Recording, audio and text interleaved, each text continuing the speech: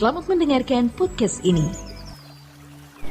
Shalom Pak Iras, saya seorang ibu, 2 anak, istri kedua, dan suami kedua. Kami menikah sudah 3 tahun. Suami saya yang sekarang, yang saya kira orang takut Tuhan, ternyata orang kasar, egois, pelit, dan tidak terbuka, masalah penghasilan, dan di rumah kami tinggal sama ibu mertua yang kekanak-kanakan sekali, sedikit pun tidak ada jiwa keibuan sama anaknya, cepat sekali marah, pelit. Dan Pak Eras, suami saya ini cerai dengan istri pertama yang beda keyakinan. Apa dosa kalau saya pergi meninggalkan suami saya dan kembali kumpul dengan anak-anak saya? Aduh, saya seorang ibu, 2 anak, istri kedua, dan suami kedua. Kami menikah sudah 3 tahun. Oke, 3 tahun tapi belum punya anak atau sudah punya anak? Kayaknya belum ya. Bagi saudara-saudara sekalian yang mengikuti apa yang saya kemukakan ini, hati-hati menikah. Ya, banyak, betul-betul saya katakan banyak, itu tidak sedikit janda atau duda yang tidak tahan hidup sendiri lalu tidak selektif memilih teman hidup. Saya sudah sering melihat janda-janda atau ibu-ibu yang ditinggal cerai atau ditinggal meninggal pasangannya, gelap mata menikah dengan orang yang pada mulanya dia lihat akan membahagiakan hidupnya, ternyata membuat dia masuk neraka di bumi. Ya, saya tidak tahu seberapa dalamnya penderitaan ibu ini, tapi dari perkataan ini parah ini. Saya tidak bisa menjawab sebenarnya karena saya tidak tahu kasus secara lengkap, seberapa kasarnya dan lain-lain.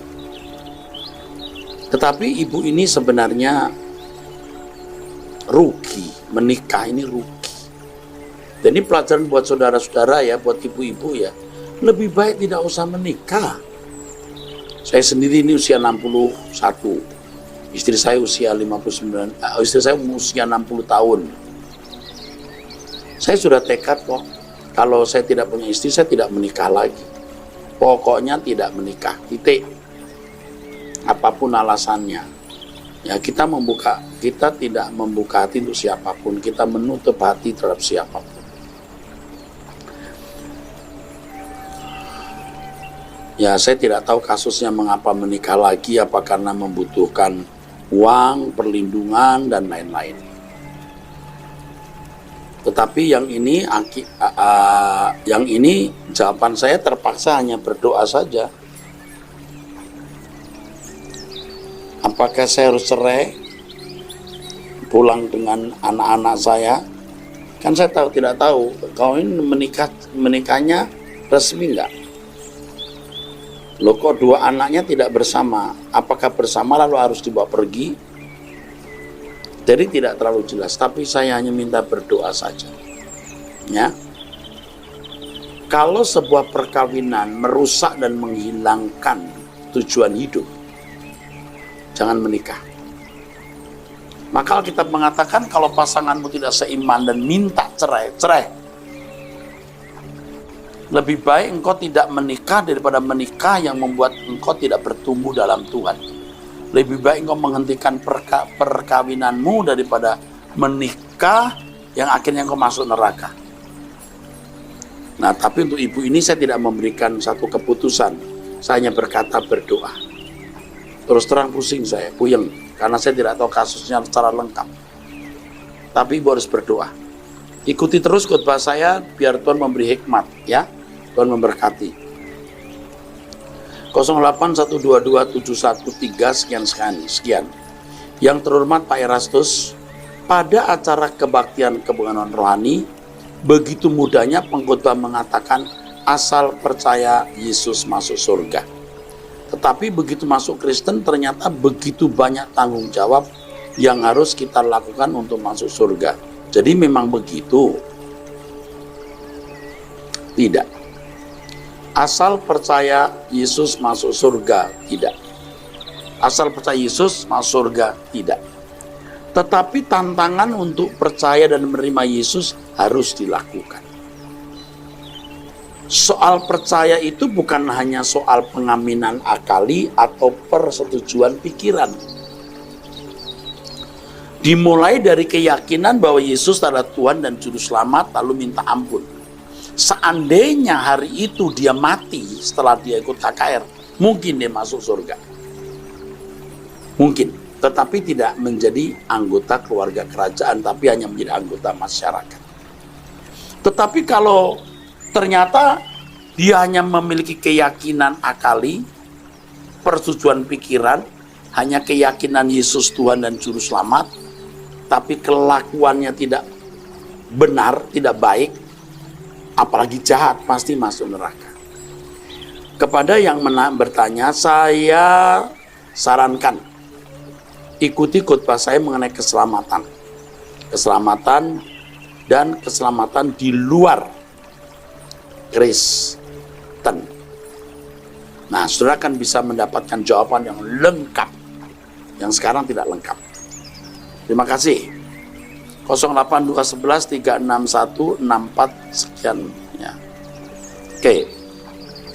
Salam Pak Eras, hampir semua khotbah Bapak saya dengar dan saya arsipkan dan saya menemukan bahwa pemberitaan kebenaran firman Pak Eras sudah benar dan mengubah sikap saya dalam keseharian. Bahkan terkadang saya sering tidak pede, tidak percaya diri. Misalnya selesai berinteraksi dengan seseorang, selalu merasa jangan-jangan ada kesalahan dalam ucapan saya atau perbuatan saya sehingga menyakiti seseorang. Pertanyaan saya adalah apakah saya sudah berlebihan atau karena dosa kesalahan saya yang terlalu menumpuk. Pak David Chandra, Jambi. Pak, hal yang sama saya alami. Bahkan saya pun sering mencurigai diri saya. Apakah ketika saya berkhotbah tadi ada kesombongan, ada ketidaktulusan? Karena dulu memang sering tidak tulus atau kurang tulus atau lebay-lebay. Lebay itu juga bisa termasuk kesombongan, kebohongan yang terselubung. Harus, tapi lama-lama nanti kita tahu tidak ada dosa yang kita lakukan. Sebelum tidur dulu selalu mengaku berdosa, minta ampun, ya, beberes. Tapi lama-lama kita juga bingung mau minta ampun apa ya. Dosa apa yang saya lakukan? Rasanya sepanjang hari ini tidak ada kesalahan yang saya lakukan. Kita langsung tidur saja. Nanti jam 4 kita bangun. Kalau dulu saya jam 1 sampai jam 3 sampai jam 4. Akhirnya rusak memang irama tidur saya, lalu saya jadi teler. Sekarang saya coba bangun, tidur lebih awal, bangun lebih pagi. Nah, itu lebih baik. Dan baru saya beberes. Minta ampun kalau salah, periksa diri. Paling-paling saya mengatakan ampunilah segala ketidaktepatanku. Tapi kalau saya bercakap-cakap dengan seorang teman atau orang, lalu waktu selesai saya dimikir, diem, wah ada salah itu tadi. Saya langsung minta ampun saat itu juga. Saya tidak nunggu nanti malamnya. Bagus Pak, ya Bapak David Chandra, Bapak sangat berbakat untuk bisa hidup tidak bercacat, tidak bercela. Teruskan Pak, kita ketemu di surga nanti. Oke. 08238367 sekian. Salam Pak Eras, ada hal yang ingin saya tanyakan kepada Bapak. Pak, selama ini saya nggak pernah sekalipun menyenangkan hati Tuhan. Tidak pernah sekalipun menyenangkan hati Tuhan. Dengan teman ataupun kerabat maksud saya. Pak, selama ini saya nggak pernah sekalipun menyenangkan hati Tuhan. Dengan teman ataupun kerabat maksud saya nggak pernah ada di tempat keramaian. Saya orangnya pemalu dan nggak senang bepergian. Waktu saya habis terbuang hanya di rumah. Setelah saya bekerja, saya hanya di rumah. Yang saya ingin tanyakan dengan kepribadian saya yang seperti ini, mungkinkah saya bisa menyenangkan hati Tuhan? Sedangkan saya merasa asing di keluarga, lebih lagi dengan kerabat. Oke.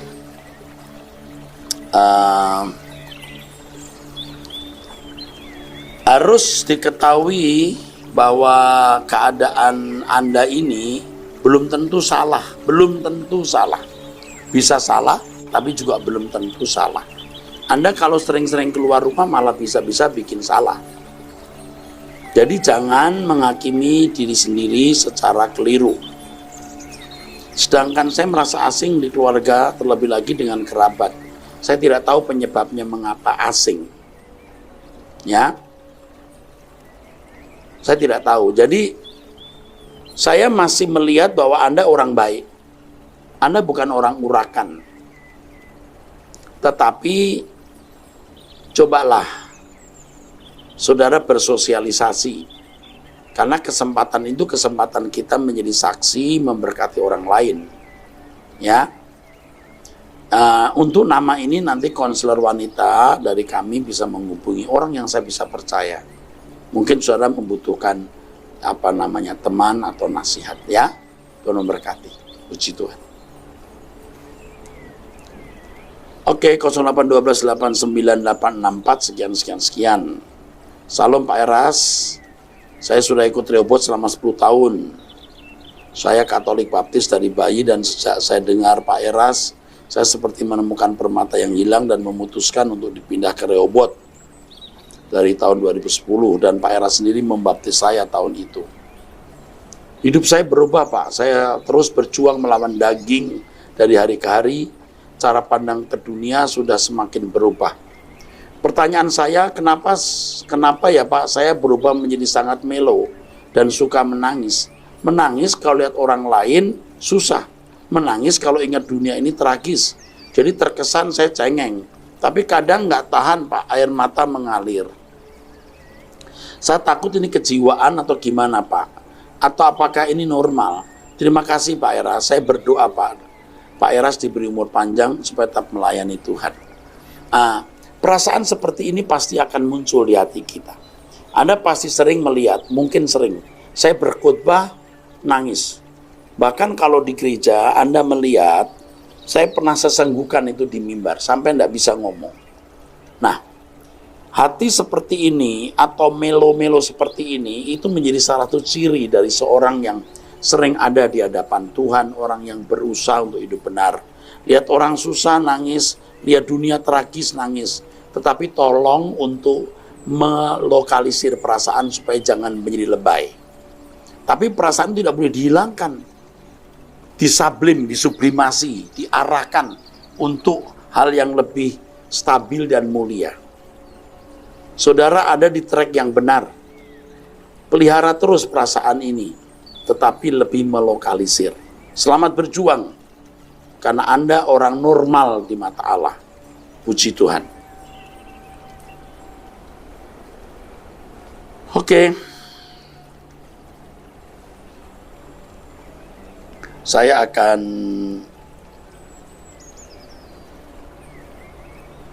menjawab pertanyaan yang harus dijawab.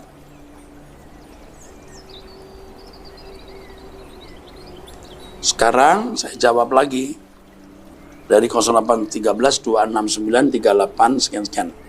Selamat siang, apakah ada GSKI atau komunitas kecil seperti Komsel di Semarang? Terima kasih.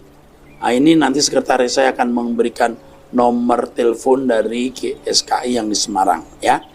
Tolong dicatat dulu, dikirim. Semarang ada jemaat, ada GSKI, ya. Oke. Salam Pak Eras, I hope you well. Saya mau nanya apakah benar ada Pentakosta ketiga? Kalau ada minta penjelasannya menurut Pak Eras. Terima kasih. Salam dari Sydney, dari kota Sydney. Sebenarnya Pentakosta itu hanya sekali untuk membuktikan dan menunjukkan bahwa apa yang dijanjikan Allah mengirimkan rohnya itu dipenuhi atau telah digenapi. Oleh sebab itu peristiwa Pentakosta itu harus disertai tanda fisik. Suara gemuruh angin, lidah-lidah api turun, lalu orang berbahasa lidah asing, senolalia, bukan glosolalia. Saya memperhatikan ada pengkhotbah yang mengatakan berbahasa roh pada hari Pentakosta. Enggak, itu bukan bahasa roh, itu lidah asing, berbahasa lidah asing. mengucapkan satu bahasa yang bisa dimengerti banyak bangsa dari berbagai bahasa. Jadi itu saja sekali. Kalau ada ketiga, saya mau tanya, apakah peristiwa misalnya di zaman reformasi bisa dikatakan Pentakosta? Dan banyak peristiwa-peristiwa besar dalam sejarah gereja yang mengubah kebangunan rohani di Inggris. John Wesley, Charles Wesley. Apakah tidak bisa dikatakan itu sebuah Pentakosta? Banyak peristiwa lebih dahsyat dari peristiwa-peristiwa sederhana hari ini. Siapa yang melegitimasi bahwa sebuah peristiwa itu dikatakan Pentakosta kesekian? Tetapi kalau ada orang mau meyakini begitu, ya sudah, kita diam saja. Tapi kalau saudara tanya saya, tidak ada. Tidak perlu. Karena peristiwa Pentakosta hanya sekali untuk menunjukkan bahwa apa yang dijanjikan Allah akan mengirimkan rohnya digenapi. Oke. Terima kasih. 08383960 sekian. Salam Pak Era, saya dan keluarga mengucapkan terima kasih diberi kesempatan untuk mendengarkan khotbah-khotbah Bapak yang sudah banyak mengubah cara berpikir kami. Saya ingin bertanya Pak, apa pandangan Bapak tentang kekhawatiran dan bagaimana pengalaman Bapak mengatasi kekhawatiran? Kekhawatiran itu harus dibagi dua, satu positif, dua negatif. Kalau Tuhan berkata, kamu jangan takut kepada apa yang dapat membunuh tubuh, artinya kamu jangan khawatir untuk hal itu. Tapi takutlah akan Allah yang bisa membunuh tubuhmu dan membuang ke neraka. Artinya ada kekhawatiran, kita harus khawatir masuk neraka. Khawatir ditolak Allah. Seperti seorang murid yang khawatir tidak naik kelas. Karena khawatir tidak naik kelas, maka belajar rajin. Karena khawatir dimarahi guru, maka menyelesaikan tugas. Nah, kalau orang tidak punya khawatir sama sekali, bahaya, sembrono. Nah, sekarang masalahnya adalah khawatirmu itu hal apa? Atau kalau kita khawatir hal makan minum, itu konyol. Bekerjalah tanpa kekhawatiran, Allah akan mencukupi. Yang kita khawatirkan adalah apakah kita ini berkenan di hadapan Allah belum? Nah, masalahnya orang lebih takut tidak makan daripada ditolak Allah. Dia pikir mencari uang lebih sukar dari mencari Tuhan. Ini yang salah. Kekhawatiran pasti kita alami, saudaraku. Dan sekarang terus terang saya lebih khawatir. Kalau waktu saya habis nih, dan saya belum menyelesaikan tugas saya. Makanya saya harus kerja keras. Seorang kontraktor harus takut dan khawatir kalau deadline bangunan belum selesai. Maka dia harus kerja keras. Ya, jangan khawatir untuk hal-hal yang menyangkut pemenuhan kebutuhan jasmani. Dan penuhilah itu dengan tanggung jawab. Tapi lebih takut dan khawatirlah untuk hal-hal kekekalan. Pengalaman saya dalam kekhawatiran, ya itu. Dulu saya masih khawatir juga jadi orang yang tertolak, tidak berhasil. Sekarang sudah tua dan makin mengerti. Kalau aku jadi anak Allah, kalau aku takut akan Allah, Dia akan pelihara hidup saya. Dan setelah sekian tahun saya ikut Tuhan Yesus melewati banyak pergumulan, saya membuktikan Allahku setia. Ku kenal Kau Allah, tak berubah, sesuai janjimu. Itu jelas. Terima kasih. 0813-8863-1 sekian ya. Salam Pak Erasto, saya sangat diberkati dan diubahkan lewat pengajaran Bapak di YouTube live streaming dan Truth ID. Hanya saya mau mendengar penjelasan kembali mengenai rapture atau pengangkatan orang percaya untuk terluput dari masa tribulasi atau masa aniaya besar, dan nasib orang percaya yang tertinggal yang harus mengalami siksaan jika mereka tetap setia mempertahankan imannya. Terima kasih buat penjelasannya Pak. Waduh. Saya bukan tidak bisa menjelaskan, saya bisa menjelaskan, tetapi waktu saya tidak cukup. Kalau saya jelaskan hanya sepotong, ini takutnya sudah bingung. Ya. Minta maaf ya, saya akan jelaskan nanti dalam satu seminar khusus ya. Ya, saya akan jelaskan dalam seminar khusus. Yang hari ini saya belum bisa jelaskan. Harus lengkap. Ada pertanyaan yang terpaksa tidak bisa dijawab. Bukan saya tidak mampu menjawab, karena perlu penjelasan yang panjang lebar. Oke. Terima kasih untuk pertanyaannya dan saya promise akan menjelaskan dan saya perlu waktu ini. Ya, perlu waktu. Ya, sekretaris saya catat ini. Saya janjikan kepada Bapak atau Ibu yang menanyakan ini. 0816 1805 sekian-sekian. Salam Pak Era, saya bersyukur dan diberkati dengan adanya program Anda bertanya Alkitab menjawab. Pak, saya ingin bertanya di episode 32 Bapak ada menyebut tentang hadis yang tidak nyaman. Pertanyaan saya, sebentar, oke deh boleh. Apakah roh jiwa orang meninggal tidak dalam Kristus bukan orang percaya perginya ke tempat ini sambil menunggu Kristus datang? Oke, tadi saya katakan tunggu sebentar, maksud saya adalah bahwa Hades itu artinya dunia orang mati. Jadi tidak menunjuk tempat. Pokoknya dunia orang mati aja. Tapi yang saya pahami dengan adanya korban Kristus di kayu salib, ada Hades nyaman, ada Hades yang tidak nyaman. Apa dasarnya? Yesus berkata pada hari ini engkau bersama dengan aku di Firdaus. Lalu apa dasarnya? Semua orang yang meninggal sebelum Yesus mati di kayu salib ditawan. Tapi setelah Yesus mati, Yesus turun ke kerajaan maut, dia membawa tawanan. Ini sebenarnya sudah menjadi tema untuk bulan depan. Ya, untuk menjawab pertanyaan ini, ya. Tunggu, saya akan jawab lebih lengkap.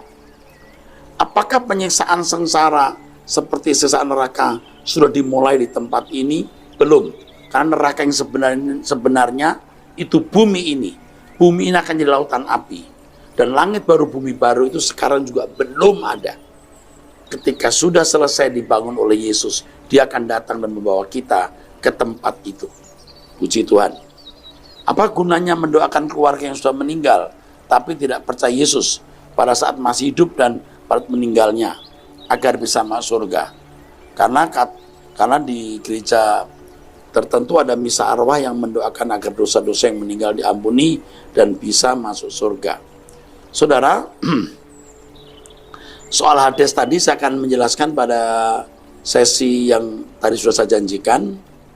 Apakah penyiksaan sudah dimulai di tempat ini? Belum. Tapi pasti kalau orang tidak takut akan Allah waktu hidup di dunia, pasti Hadesnya tidak nyaman. Tidak mungkin. Tidak mungkin dia bersama dengan Tuhan.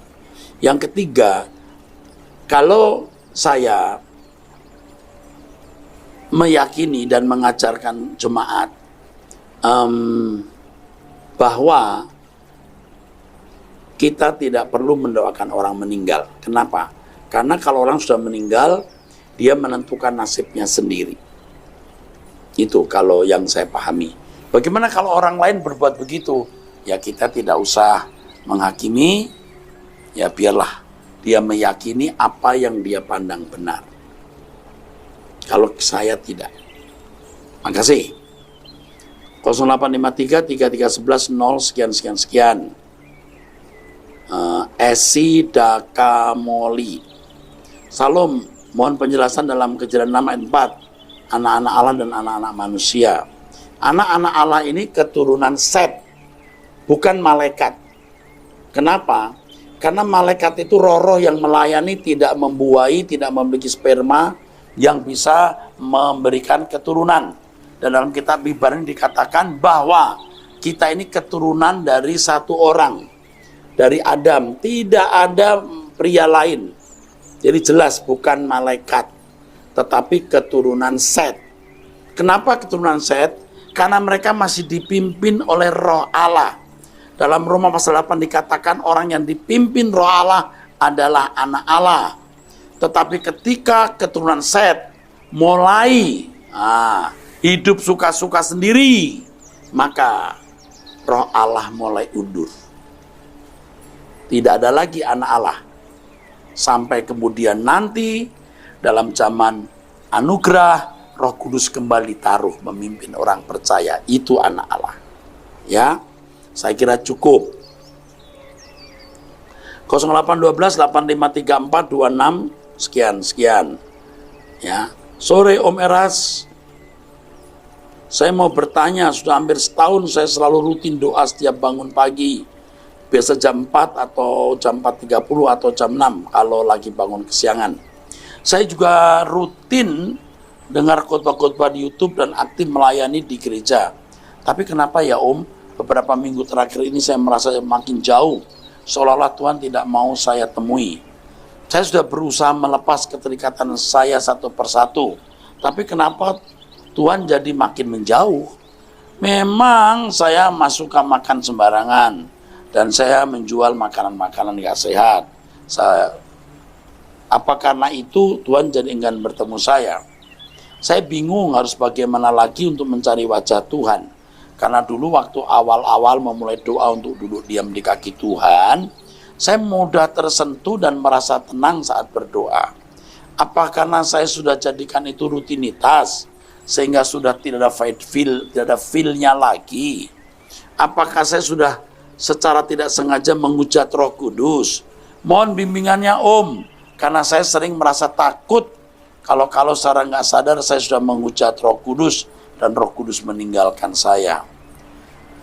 Ran, kamu belum dan tidak menghujat Roh Kudus. Kalau kamu sudah menghujat Roh Kudus, kamu tidak tulis seperti ini. Saya kasih tahu ya, kamu menjual makanan, di sini ada dalam kurung makanan, itu bukan makanan tidak sehat, mungkin kurang sehat kalau dimakan kebanyakan. Ya, daging yang kamu jual itu lebih sehat dibanding daging sapi. Coba kamu lihat deh di YouTube, atau kamu tanya dokter, dan berkali-kali itu saya lihat. Jadi bukan masalah jual makanan itu ya, itu udah pasti ya, bukan masalah makanan itu. Jadi jangan merasa terintimidasi oleh hal yang tidak perlu kamu terintimidasi. Nggak perlu ya, jangan kamu terintimidasi nak. Nah, sering kita itu diajar Tuhan, seperti saya diajar Tuhan, tidak lagi menggunakan perasaan. Jadi waktu kita berdoa, oh Tuhan, haleluya, lalu kita merasa Tuhan hadir. Nanti ada saat-saat di mana kita tidak merasa Tuhan hadir, seperti yang saya khotbahkan hari-hari ini. Senyap. Kita yang harus meyakini Tuhan, bukan dengan perasaan tapi dengan iman. Memang rutinitas bisa membuat feel kita hilang, tapi rutinitas bisa membuat feel kita itu tajam dan feel kita tepat. Jadi kalau selama ini feel kita emosional atau emosi, sekarang Tuhan mau jernihkan itu. Coba kamu mulai doa dulu, diam di kaki Tuhan. Jangan menunggu tersentuh. Itu main perasaan, merinding-merinding, tidak perlu. Yakin saja Allah itu hadir. Dan keyakinan bukan karena melihat ini akan membuat kamu akan jauh lebih bisa menjamah hadiratnya tanpa emosi. Emosi kita kadang-kadang menipu kita. Jadi kamu ada di track yang tepat, kamu tidak menghujat Roh Kudus ini. Jangan bingung. Kamu harus mencari wajah Tuhan, berikan waktu, duduk diam di kaki Tuhan, kamu akan bisa mengerti. Kamu akan bisa mengerti kebenaran-kebenaran ini. Kamu di track yang benar, ya. Kamu masih muda, kamu saya lihat rajin, ya. Kamu tetap dagang makanan yang kamu jual ini, kamu tidak perlu takut, jual saja, jangan terintimidasi karena kamu jual jasa. Itu tidak salah, lakukan. Tidak salah, ingat Om Eras katakan ini. Tetap setia menyediakan jam doa. Kenapa? Nanti kamu akan punya pengalaman-pengalaman yang luar biasa. Di luar yang kamu duga pengalaman-pengalaman itu. Saat seakan-akan Tuhan meninggalkan kita, itu juga saya alami. Seakan-akan Tuhan tidak ada. Benar. Tetapi Tuhan akan menolong kita nanti. Oke? Sampai jumpa saudaraku sekalian di episode yang akan datang. Tuhan berkati.